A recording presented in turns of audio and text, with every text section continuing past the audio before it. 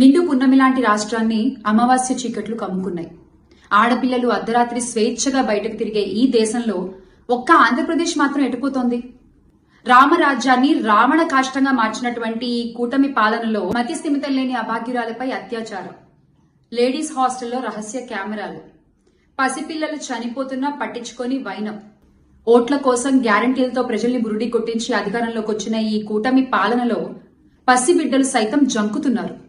బాబొస్తే అదొస్తుంది, బాబొస్తే ఇదొస్తుంది, ఉచిత సలహాలు, ఉచిత బస్సులు ఇవేవి మాకు అక్కర్లా. మాకు మా ఆడపిల్లల మాన ప్రాణాలే ముఖ్యం. మీ సొంత జిల్లాలో ఇంత జరిగితే, ఇంత ఘోరం జరిగితే, ఒక్క 7 ఏళ్ల పాప చచ్చిపోతే మీకేం అనిపించట్లేదా బాబు గారు? ఆ పాపకు అనిపించట్లేదు అని కంప్లైంట్ ఇచ్చిన అప్పుడే అధికారులు రంగంలోకి దిగి సరిగ్గా పట్టించుకుని ఉంటే ఈ రోజు ఆ పాప చనిపోయేది కాదు, ఆ తల్లి బిడ్డ వేరయ్యేవారు కాదు, ఆ తల్లి కింద కడుపు కొత్త మిగిలేది కాదు. ఆడపిల్లలకి రక్షణ లేకపోవడం అనేది సిగ్గుచేటు.